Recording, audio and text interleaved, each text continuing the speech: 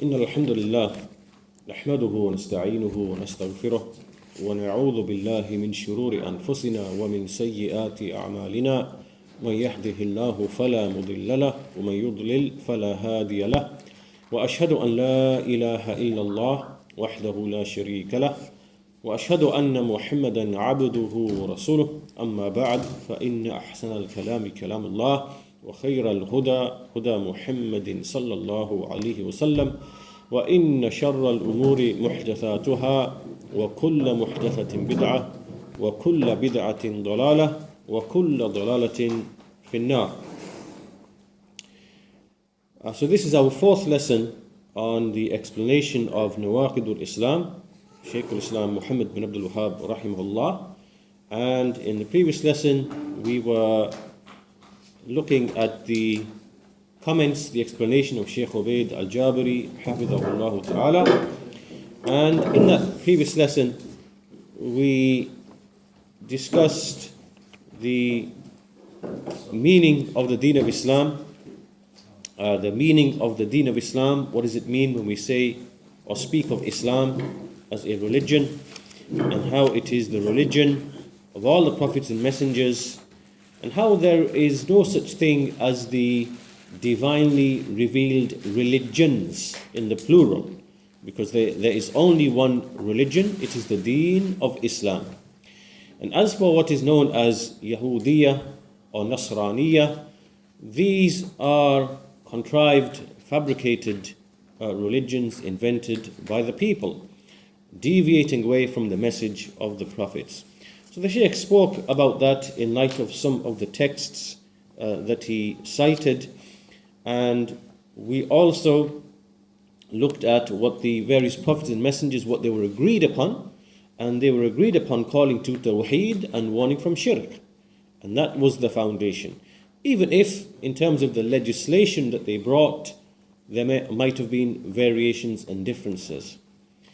We also finished by looking at the point that the Shaykh mentioned about how there are some people who try to belittle the affair of Tawheed, and they have certain slogans and statements such as, they say, Tawheed is already known, it's understood, we already know it, we understand it. Or they say that there are other issues that we need to discuss, we understand Tawheed. Or they say, how can you stick to the peel, and leave the essence, which is in the middle? So they basically sideline Tawheed in this manner. And the Shaykh mentioned that such people are either ignoramuses or they are misguided people of desires. So that concluded the previous lesson. So we start today in our fourth lesson, moving on to the second issue now that the Shaykh discusses. And this is the question, what is intended by Nawaaqidul-Islam? That when we say Nawaaqidul-Islam, keeping in mind that in the previous lessons we've defined what is meant by Nawaqid, what is a Naqid, and we've defined what is meant by Islam. So the Shaykh has already made that very clear. So now the second mas'ala, the second issue, is what is meant or what is intended by Nawaaqidul-Islam. Nawaaqidul-Islam. So the Shaykh says the Nawaaqid of Islam, the nullifiers of Islam or the invalidators of Islam, to put it in English, is everything which moves a person who falls into it from the millah, from the deen that he is upon, to a millah of kufr. So a naqid or the nawaqid of Islam are all of those affairs which, if a person was to fall into them, they would remove him from the millah of Islam to the millah of kufr. So this is what we mean by Nawaaqidul-Islam. And this is what is known as tabdeelud-deen, when a person alters his religion. And this is irrespective of whether this naqid is a statement that he makes, or a belief that he holds, or an action that he performs. Right? So the nawaqid are all of those beliefs all of those statements, all of those actions, which if a person was to fall into them, they would transfer him or take him out of the millah of Islam to the millah of kufr. And so this is what we mean when we say Nawaaqidul-Islam. And so this is what is intended in the texts when it says, when it mentions Tabdeeluddin, man baddala deenahu, to the end of the hadith, the one who alters his religion. This now is an alteration of religion, because you've altered the Islam that you were upon to this kufr by way of the belief that you held, by way of the statement that you expressed, or by way of the action that you performed. So once we understand what is meant by Nawaaqidul-Islam, the nullifiers of Islam, then we need to understand that those who are upon disbelief are of two categories. All of those who are upon disbelief are of two categories. The first is what we call kafir asli, the original, the one who is originally upon disbelief, meaning to begin with, he has never had any connection with Islam. So this would be, for example, the Yahudi, Nasrani, Majusi, those people who have not entered into Islam to begin with at all. And likewise, every person who has not responded to the call of Muhammad sallallahu alaihi wasallam. So this is what we mean by kafir asli. His kufr is, it's original. It was there first. The second, and this is the important thing to understand, and the issues that follow on from this, is the kafir murtad. Kafir murtad. This now is the kafir who has become a kafir on account of turning back on his deen, or making tabdeel of his deen. And he is the one who has departed or removed himself from the fold of Islam. Now, the scholars discuss an issue when this person, when he has fallen into that which is a nullifier, meaning he expresses a belief, he expresses some words, he performs an action, and he does so with knowledge, meaning he knew, and he did so with qasd, meaning that he desired the action that he fell into, meaning he wasn't someone who did it by mistake, or he was out of his mind, or things of that nature, but he intended the action that he fell into, as opposed to being compelled or forced or unaware or things of that nature. So when these conditions are fulfilled, this person now leaves the fold of Islam. Now there's a question that the scholars discuss, in which the Shaykh mentions, is that after falling into irtidad, into ridda, if he then expressed the shahada, does that now bring him back into the fold of Islam?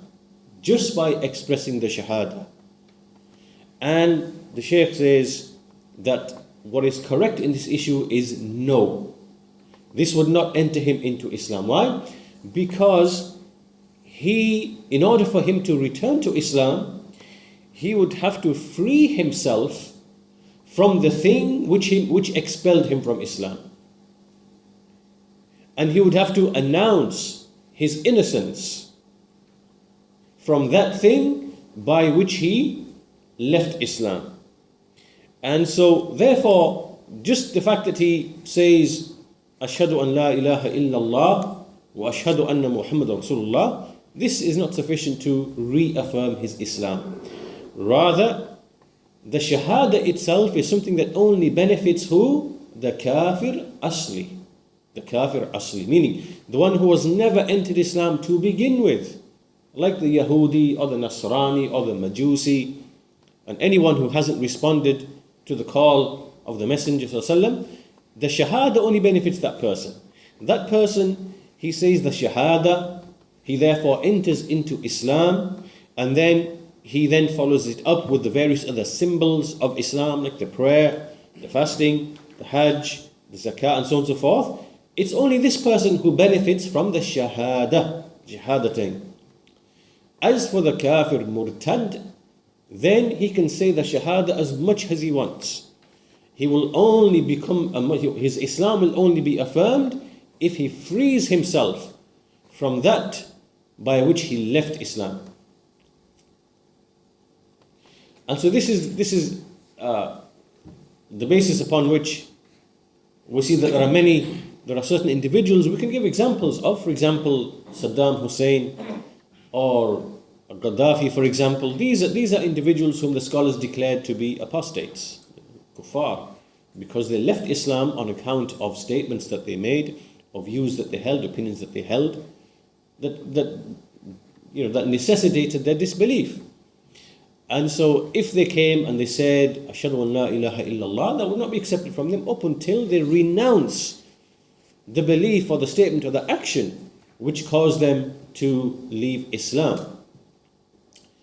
And so this is basically the point of the principle that the Shaykh is putting across here, that the kafir murtad, the mere shahada is not sufficient for to affirm his re-entry into Islam, unless and until he disavows himself, for example, from Ba'athism, from Arab socialism and things of that nature, or from things which they wrote and which they affirmed and which they ruled by in opposition to what Allah revealed, and claiming that to be truth and justice and so on and so forth, and better and superior and whatever else, whatever other statements might have necessitated or beliefs might have necessitated their disbelief. Not until they free themselves and disavow themselves from that which they said or held before, then the shahada will not benefit them. Because the mujib meaning that which has necessitated their disbelief is still there. It hasn't been renounced. It hasn't been disavowed. It is still there. So that's an important point to understand, the distinction between the kafir asli, the kafir murtad, and who is it that benefits from the shahadatan. Is it the kafir asli or the kafir murtad? It's the kafir asli, the one who hasn't entered into Islam to begin with. And as for the kafir murtad, then he must free himself from the mujib, meaning that which necessitated his kufr, his disbelief. So that's the second issue. This is what we mean by Nawaaqidul-Islam. Anything, statement, belief, action that exits a person from the millah of Islam to the millah of kufr. After this, the Shaykh goes on to move into the third issue, still discussing the opening statement in the treatise. Shaykh al-Islam said, Ashara. He said 10. There are 10. So this raises the issue now, as the scholars say, that whoever looks, when you go back and you look into the books of fiqh, the books of jurisprudence in which they discuss the issue of the ruling on the apostate, then you see that there are many, many more nullifiers than just 10. And some of them, when you look in some of the earlier books, especially of the Hanafis, you see that they go to great lengths and great details in highlighting things which some of them, which are not really from the nullifiers, but you see some degree of exaggeration. And so they reach them up to 400 or, in excess. A very, very large number of things that would expel a person from Islam. So why is there 10? Why did the Shaykh mention 10? And so the scholars, they have numerous explanations behind this. And so the Shaykh mentions here two considerations. Either the Shaykh intended, firstly, he intended to show that these are the most dangerous. And these are the most frequently, the ones which the people most frequently fall into, these specific 10 that he mentions. So this is the first reason, or first angle, with which it can be explained why he limited them to 10 or why he mentioned only 10. The second explanation, or the second reason given, that perhaps the Shaykh intended to give examples rather than be exhaustive, rather than to list everything. So he merely intended to say 10 to illustrate as a representative sample, rather than to say there are only 10. There are only 10. And this, the Shaykh says, this is something that we find is something that is from the Uslub Arabi. This is from, so you see within the Arabic language that sometimes a number is mentioned, but it's not intended to mean the number itself, but rather just that this number is a sample, an example of all of the other instances. And so what is intended is al-mithal lal-hasar. Al-mithal meaning just to exemplify rather than to give al-hasar. Al-hasar is to be comprehensive, to list everything. And this is a mannerism that you find embedded within the Arabic language in the use of numbers. Now you see that, of course, in the prophetic traditions, in the hadith of the Messenger of Allah, where you see a certain number of things are mentioned. For example, the signs of hypocrisy, or there might be certain traits and qualities which if a person possesses, he will enter paradise. That does not mean to say that there are not other traits and qualities which also enter a person into paradise. So this is something that you see in the Arabic language. This is the second explanation that the Shaykh gives, and there are also some scholars mention others, and they say, for example, that the 10 that Shaykhul-Islam Muhammad bin Abdul Wahhab mentioned are those which are unanimously agreed upon amongst all schools of thought, meaning that there is no difference between anyone about these 10 affairs, that they are from the nullifiers of Islam. And this is a good explanation, it's a good point as well, because one of the shubuhat, one of the doubts which are spread against the da'wah of Shaykhul Islam Muhammad bin Abdul Wahhab rahimahullah is that it is a da'wah of takfir, of expelling Muslims from Islam. And this is far, far from the truth and far from the reality. Rather, when we compare what the Shaykh has listed in this treatise of the 10 affairs, which is shirk, and the wasila, which involves a shirk, and the other affairs that he continued to mention, we see that he has restricted the affairs on account of which takfir is made of the people to only those which are unanimously agreed upon.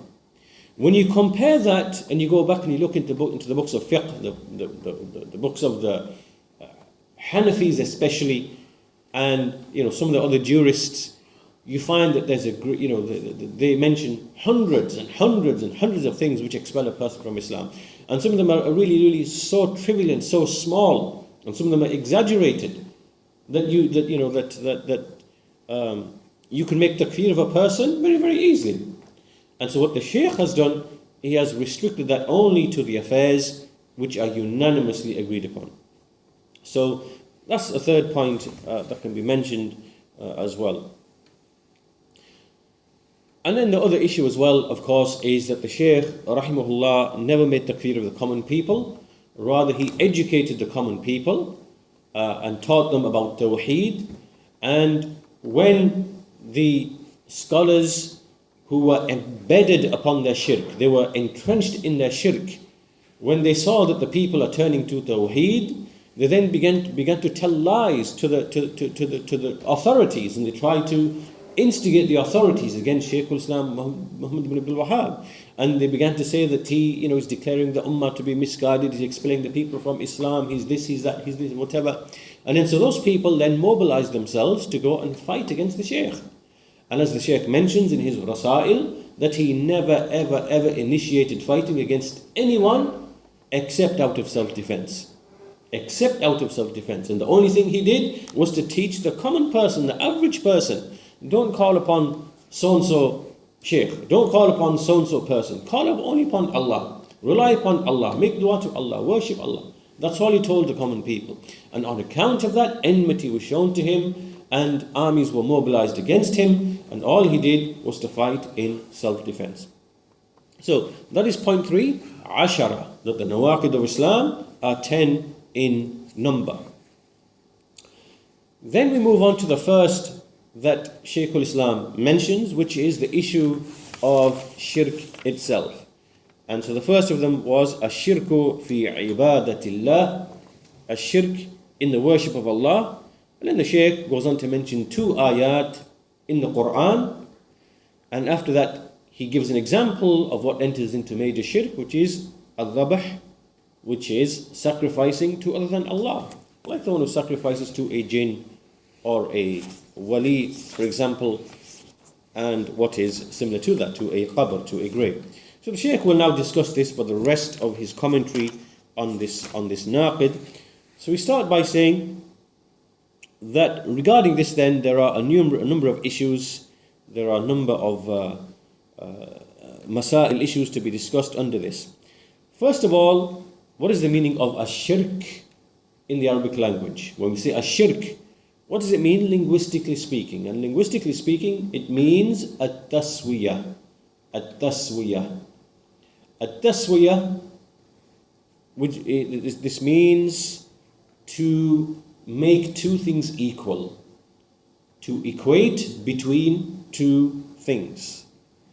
And in fact, this word, at-taswiyah, or the root, the verb, sawwa, yusawwi, this is mentioned in the Quran when Allah Azza wa Jal, on Yawm al-Qiyamah, when the people of hellfire will debate and argue and dispute with each other, Allah Azza wa Jal, He says, Tallahi, quoting them, citing them, Tallahi, in kunna lafi dhalalin mubin, idh nusawwikum bi rabbil alameen.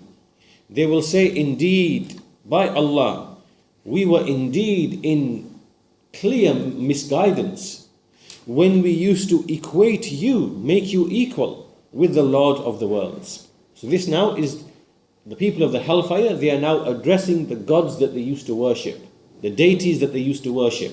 And they will acknowledge and say that indeed, by Allah, we were indeed in manifest misguidance when we equated you with the Lord of the worlds. Surah Shu'ara, Surah 26, verses 97 to 98. So, now this taswiyah, what is it in relation to? Well, we know it's in relation to Allah's rububiyyah, Allah's uluhiyyah, or His asma'i wa sifat. Either in terms of His rububiyyah, His lordship, or His right to be worshipped, or in His names and His attributes. However, we see that here the Shaykh, rahimahullah, when he mentioned shirk, he said, Ash-shirku fi ibadatillah. He mentioned only ibadah, which is uluhiyyah, because this is the common thing that is what most of the people would know and understand. Shirk in ibadah.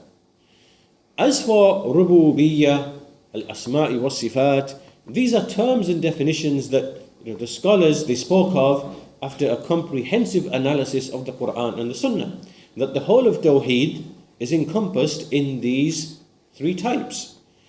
However, the common person, the average person, will not be familiar and will not know these technical definitions. And so the Shaykh, when he expressed this, ash-shirku fil ibadah, he used words and terms that the common person can relate to, the common person can understand. And so again, this is obviously indicates to us as well the wisdom in da'wah and addressing people with words and terms that are sufficient for them to acquire the understanding and the intent. So he said ashirku fil ibadah, and then he began to bring a number of evidences from the Quran. So we're going to look at these ayat in the Quran, and the Shaykh is going to derive some benefits from these ayat. So the first ayah the Shaykh immediately cites after mentioning this naqid of ash-shirku fi ibadatillah is the ayah in Surah An-Nisa, or the part of the ayah, Inna Allah la yaghfiru an yushraka bihi wa yaghfiru ma duna dhalika liman yasha. Indeed, Allah does not forgive that shirk, that partners are associated with Him in worship, but He forgives what is less than that to whomever He wills. And so this we find in Surah An-Nisa, Surah 4, in two places in Surah An-Nisa. I believe it is verse 48 and 112, if I'm not mistaken. The references are mentioned. And in these two places where this particular wording is found in the Quran, in Surah An-Nisa, we find that there are two different endings. So for example, in verse 48, so verse 48 is one of them, the ending is, وَمَنْ يُشْرِكْ بِاللَّهِ فَقَدْ اِفْتَرَى إِثْمًا عَظِيمًا.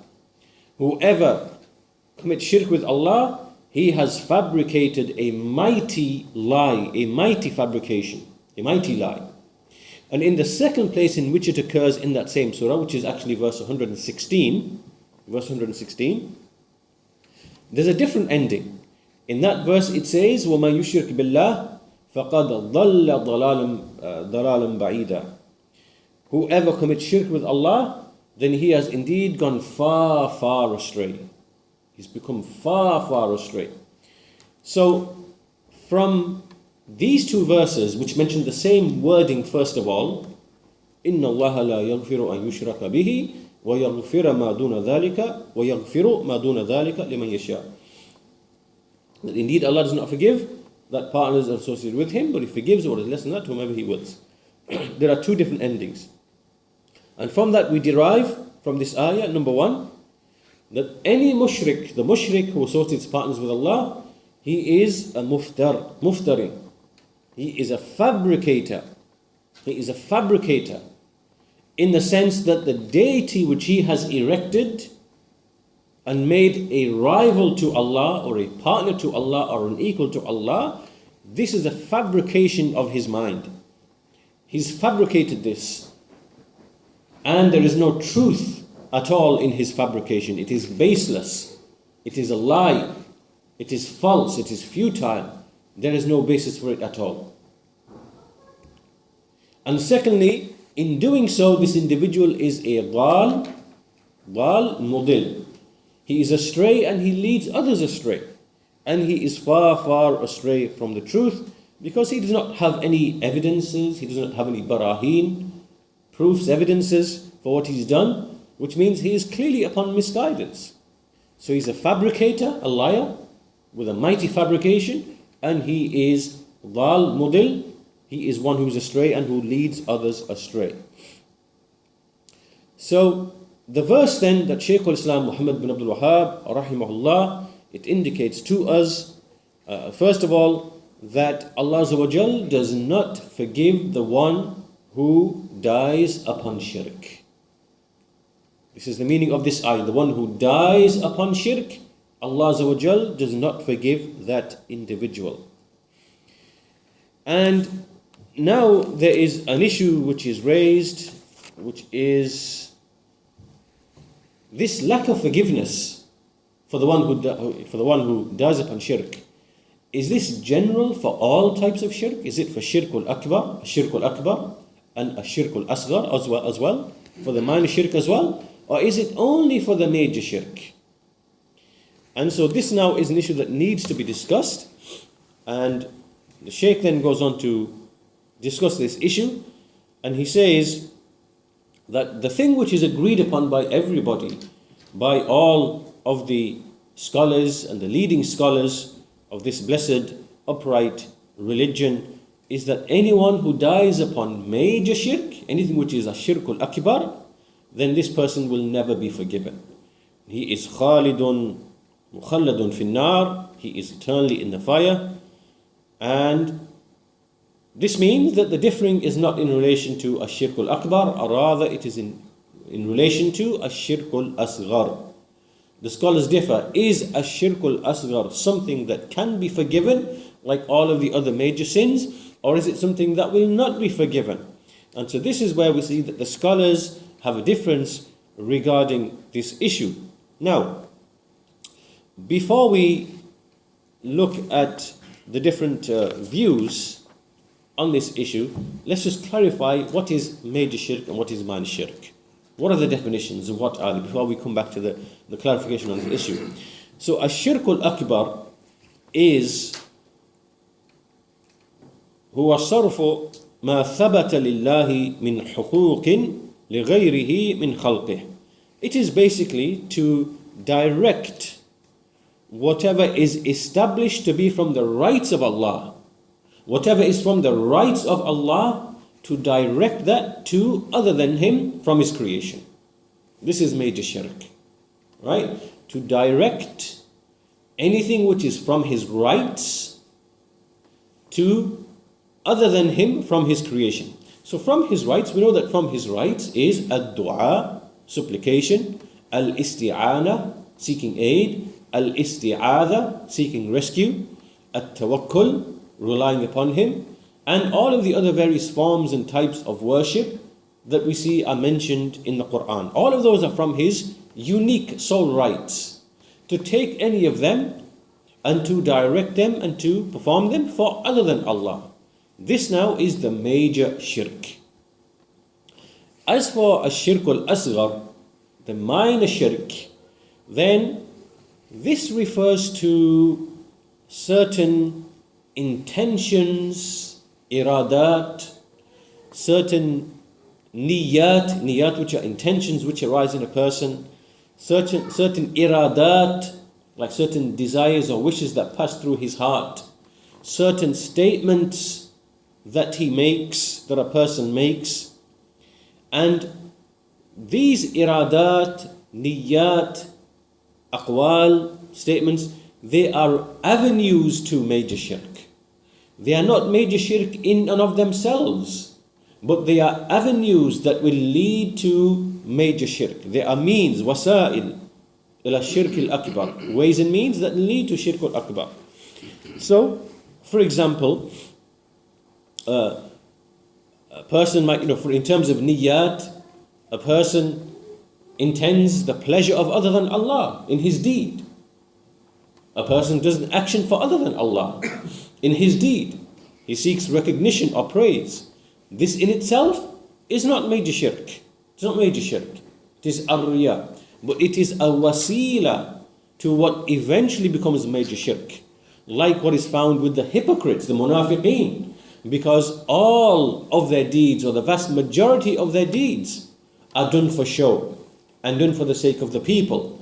And this is major shirk. It is major disbelief when all or the majority of a person's deeds are basically for show and for recognition, and so on and so forth. So here now, to do an action for other than Allah, to have a niyyah which is an insincere niyyah, this now is minor shirk, and it is a wasila to major shirk. Another example is swearing by other than Allah, and the scholars divide this into two types.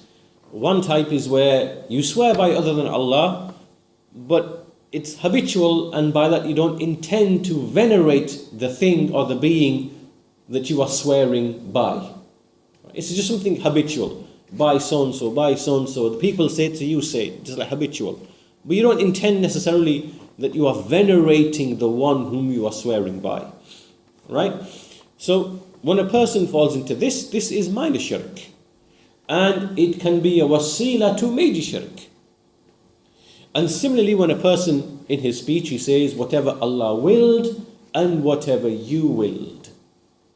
Or when a person says, for example, if it hadn't been for the dog in the backyard, then the thief would have come, or the thief would have escaped.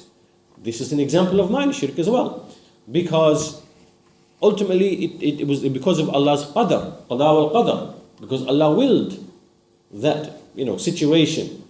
And so even though this wording technically is partly correct because it's true had it not been for the dog, but it eliminates, it ignores and removes the qada and the qadr of Allah Azza wa Jal. And so from that angle it becomes a wasila, or a means towards what can eventually become major shirk. So this is what we mean by minor shirk. It refers to like desires or wants or wishes that arise in a person's heart, or niyat, types of intentions which are insincere, or statements which are made in which there is ambiguity, or where you eliminate some aspect of Allah's mashi'ah, Allah's qudra, things of that nature, and you ascribe them only to the creation, right? All of these now become ways and means to major shirk. But they in and of themselves are not major shirk. So that's the difference between major shirk and minor shirk, and there are obviously difference in terms of the consequences as well. So from the consequences is that al-akbar, ash-shirk al-akbar, expels from the fold of Islam, whereas minor shirk does not. That's one difference.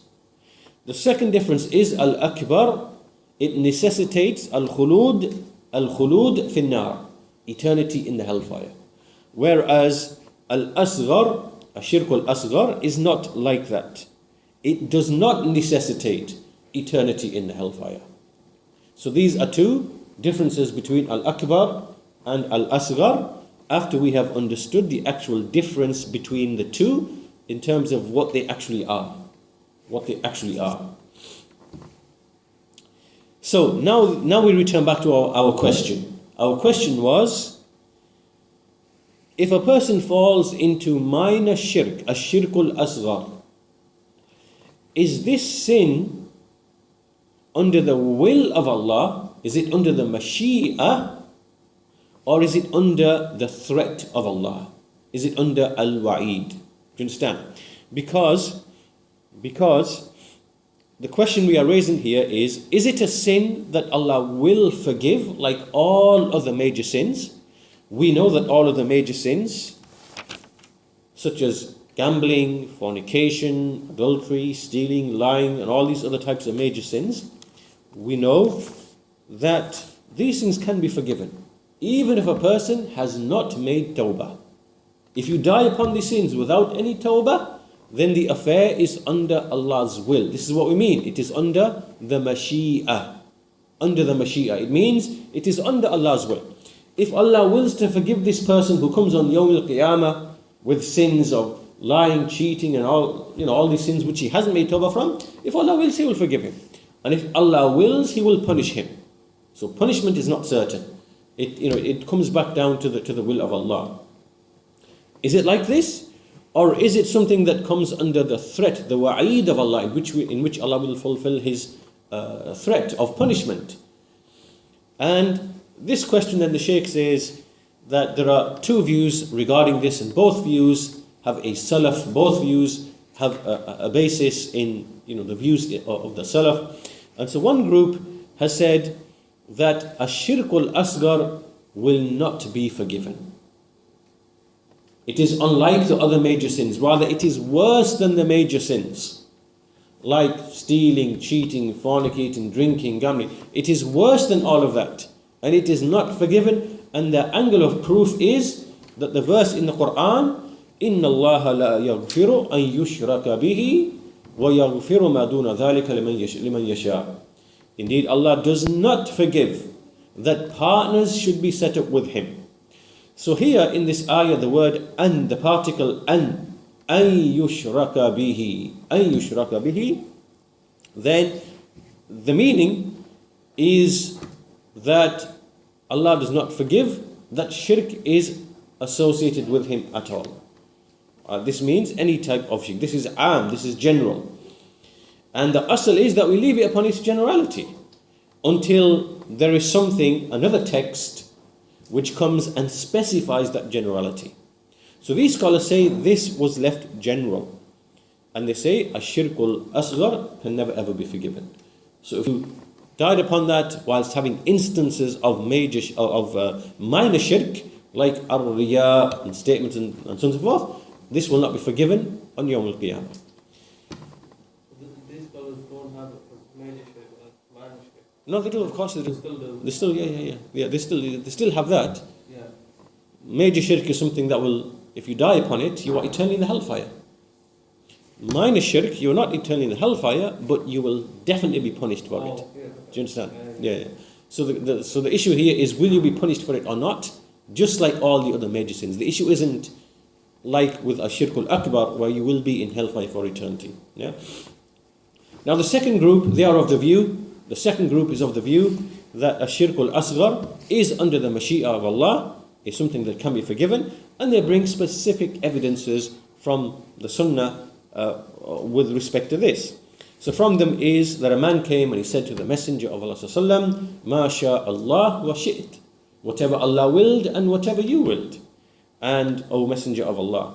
And so he said, Aj'altani lillahi adlan, have you made me an equal or a partner with Allah? Rather say Ma sha Allah wahdahu. And likewise, when a man came and he swore by his forefathers, and the Messenger of Allah he said, Ala inna Allah yanhaakum an tahlifu bi abaikum, faman kana halifan falyahlif billah wa illa falyasmut. Indeed, Allah has forbidden you from swearing by your forefathers. So whoever is going to swear, then let him swear by Allah, otherwise let him remain silent. And likewise, a man who swore, the Messenger of Allah, he said, "Man halafa faqala fi halifihi wallati wal uzza falyaqul la ilaha illallah." The one who swore and swore by Allat wal Uzza, meaning these deities, pagan deities of the Arabs, then let him say la ilaha illallah. So here he simply ordered the person to negate his shirk by affirming the shahada. So these types of texts, they indicate that a person, the Messenger of Allah, he corrected those people and taught them that which is correct and what they ought to do. So therefore, in light of these texts, a person is under the Mashi'a of Allah. He can be forgiven. He can be forgiven under the will of Allah. So the point being that both of these views have a basis in what has been held by the Salaf, and so therefore there's no one can find fault with the other person for whichever of the two views he or she holds. So this is the first thing. And from the ayah, the second thing from the ayah is that Allah Azza wa Jal has promised in this ayah that anyone who is not a mushrik, anyone who does not die upon shirk and nor upon kufr, Allah has promised that person with maghfirah, with forgiveness. Because He said, وَيَغْفِرُ مَا دُونَ ذَلِكَ لِمَنْ يَشَاءُ. He forgives to whomever He wills, which is less than that, to whomever He wills. So meaning whatever is less than shirk and kufr, that person has been given the promise of forgiveness. And this of course is in relation to the people of the kaba'ir, the major sins, like az-zina, fornication, saraqa, stealing, sharbul khamar, drinking wine, intoxicants, cutting off ties with the parents, cutting off ties with the close relatives, the womb, the blood relatives, and all of that. These are from the major sins. And the scholars give a definition of what is a major sin. They say a major sin is every sin for which a threat has been issued in the hereafter. A threat has been issued in the hereafter. That is a major sin for which there is a threat. Like for example, those people who slander and things of that nature, they will have scissors or fire that will cut their lips, things like that. This now indicates, is a proof that that action is a major sin. So this is the first category. Anything for which there is a threat of punishment in the hereafter. Secondly, any action for which a person is cursed in any of the texts.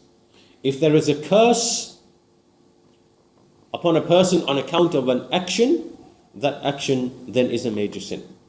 Or if it is mentioned in the text that Allah is angry with someone on account of a particular action, the ghadab of Allah Azza wa Jal is mentioned, then that also enters into a major sin.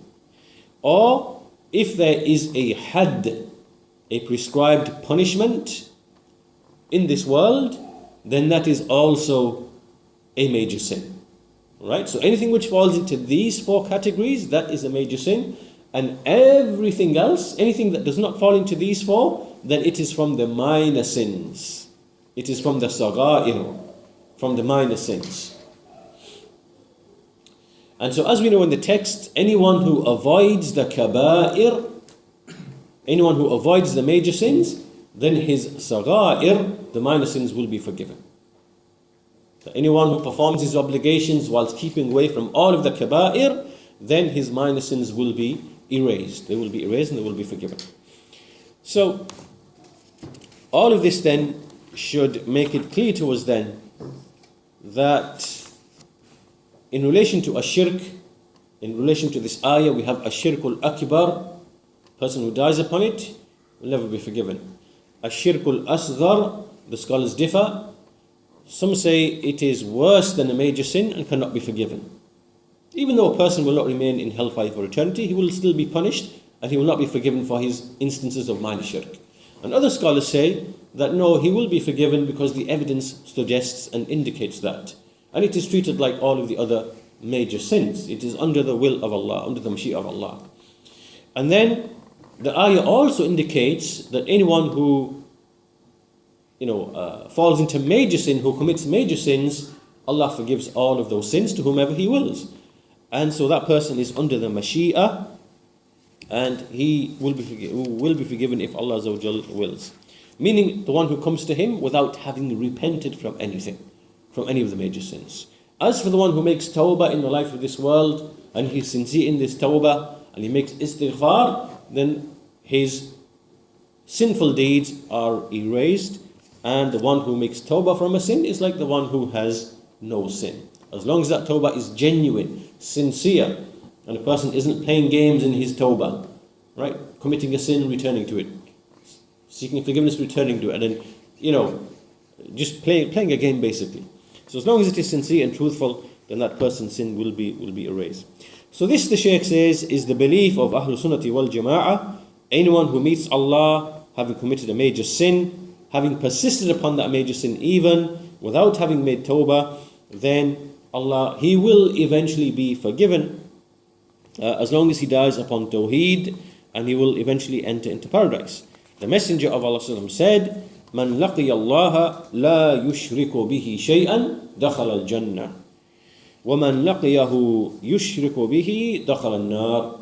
The one who meets Allah without having associated any partners with Him will enter paradise, and the one who meets Him having associate partners, then he will enter into the hellfire, related by Imam Muslim.